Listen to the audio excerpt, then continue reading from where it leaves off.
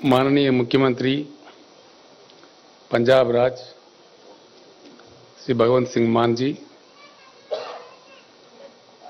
हमारे मित्र आम आदमी पार्टी के व्यवस्थापक माननीय मुख्यमंत्री दिल्ली श्री अरविंद केजरीवाल जी,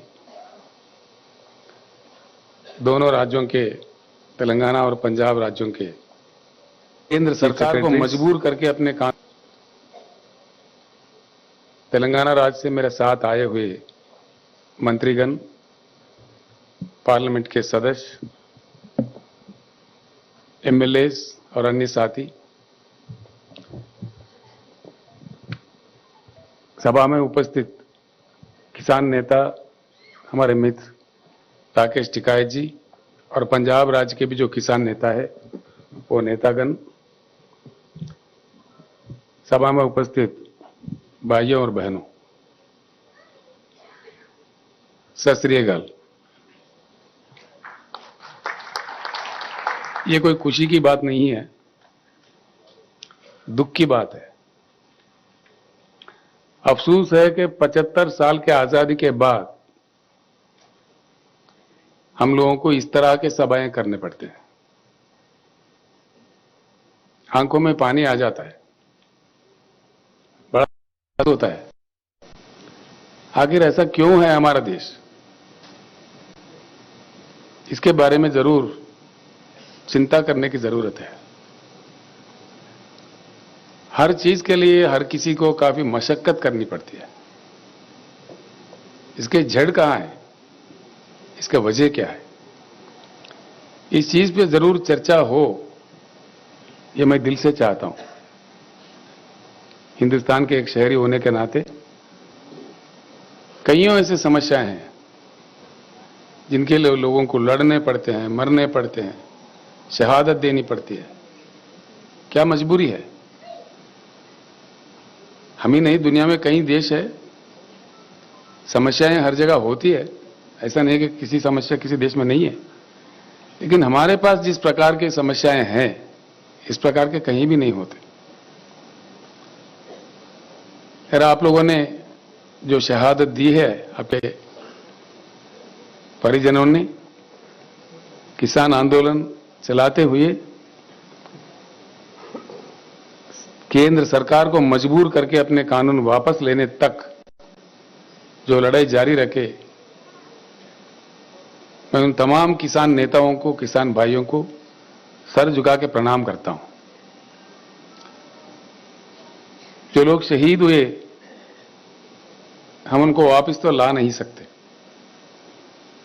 लेकिन जैसा माननीय केजरीवाल जी ने कहा, माननीय मान साहब ने कहा, हमदर्दी हम जरूर जुटा सकते हैं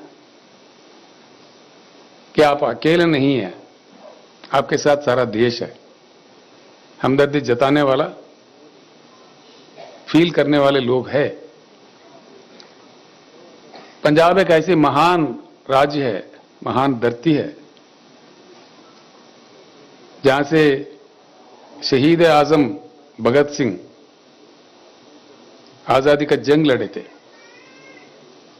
पंजाब ने देश के लिए 2 योगदान, महत्वपूर्ण योगदान दे चुके हैं।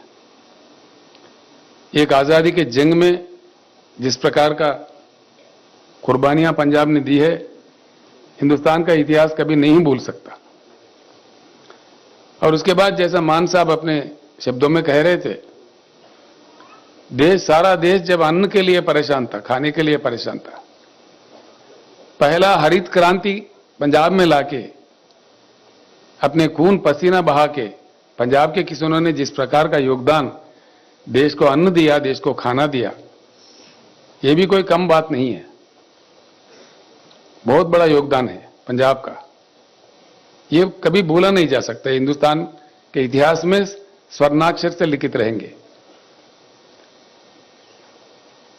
गलवान में जो सेना के आर्मी के साथ जो झड़प हुआ, हमारे राज्य के वहां के कर्नल संतोष बाबू थे, उनके साथी सैनिक जो पंजाब से वहां थे, हमारे कर्नल के साथ ये भी शहीद हुए।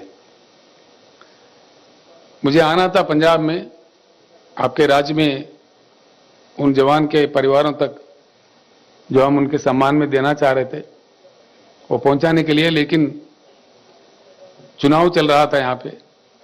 आप तो जानते हैं चुनाव के समय ऐसे कार्यक्रम नहीं किए जाते, चुनाव के प्रतिबंध होते हैं, इसीलिए हम आ नहीं पाए।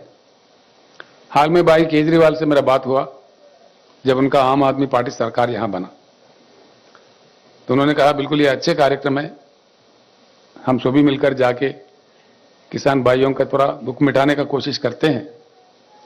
मैं उनको भी धन्यवाद देता हूं, तो मेरे रिक्वेस्ट पे वो भी मेरे साथ पधारे हैं आज आपके साथ जुटने के लिए। मैं उनको मेरे तरफ से, तेलंगाना जनता की ओर से और तमाम भाइयों के, तमाम परिवारों की ओर से उनको धन्यवाद भी देता हूं।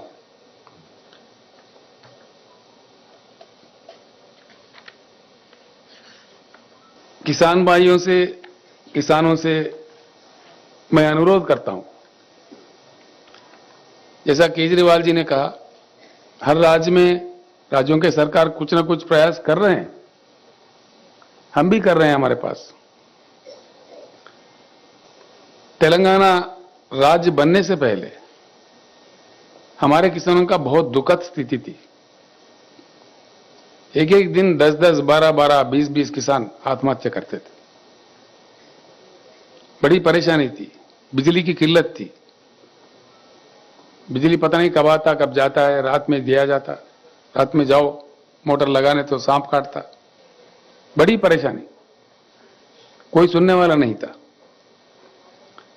अब तेलंगाना राज्य बनने के बाद भगवान की कृपा है, बिजली को हमने ठीक किया। पूरे राज्य में, पूरे वो चाहे उद्योग हो, कमर्शियल हो, डोमेस्टिक हो या सिंचाई के लिए किसानों को हो, 24 घंटा उच्च गुणवत्ता वाला पावर दिया जाता है और वो भी मुफ्त में दिया जाता है। ये बात मैं इसलिए जिक्र कर रहा हूं, आज जो दिल्ली में हमारे सर पे बैठे हुए सरकार है, वो कह रहा है कि भाई मीटर लगा दो, मीटर लगा कर नापो, पैसे वसूल करो, उनको खून चूसो। हमने कह दिया, हमारे असेंबली से कह दिया कि हमारे जान भी जाए लेकिन मीटर नहीं लगाएंगे, आप जो मर्जी कर ले। यानी कि किसी राज्य अगर देना भी चाहता है, अब जैसा कि मान साहब मूंग खरीदने का एमएसपी देके ऐलान किया, वो भी उनको पसंद नहीं है। किसी भी राज्य में किसी मुख्यमंत्री, वहां के प्रशासन कुछ किसानों की भलाई के लिए काम करता है, वो उनको पसंदीदा नहीं है और दबाव डालते हैं। बड़े अजीब अजीब चीजें मिलते हैं। आप लोगों ने आंदोलन किया, आप बखूब जानते हैं कि क्या क्या, कि किस प्रकार का उन्होंने आरोप लगाया। आंदोलन के साथ खालिस्तानी कहा, देशद्रोही कहा, पता नहीं क्या क्या कहा, हम सुन रहे थे। तो मेरा एक ही प्रार्थना होगा किसान नेताओं से, इस आंदोलन को हम जरूर जारी रखें।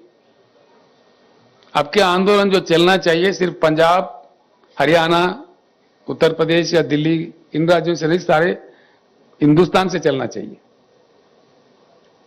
पश्चिम, पूरब, दक्षिण, उत्तर, पूरे किसान मिलकर हमको लड़ना चाहिए। हमारे हक है, हम देश दुनिया को खाना देते हैं, उगाते हैं, हमारे खून पसीना बहाते हैं हमारे खेतों में, तो हमारे साथ न्याय होना चाहिए, इंसाफ होना चाहिए। इस प्रकार का दुखद परिस्थिति, इस प्रकार का आंदोलन करने का स्थिति उड़ जाना चाहिए। इसका एक ही रास्ता है, अगर हम किसान चाहते हैं तो सत्ता पलट सकता है, कोई बड़ी बात नहीं है। सत्ता कहां से आता है, किसी को भी पावर कहां से आता है, हमारे हाथों से आता है। आंदोलन जब तक जारी रखे कि किसान के उगाई फसल को सही दाम मिले, अच्छे दाम मिले, उसका संविधानिक रक्षा मिले, कॉन्स्टिट्यूशनल गारंटी मिले। जो पार्टी ऐसे कहेगी आगे चल के अगले चुनाव में, उसी को हम साथ दें।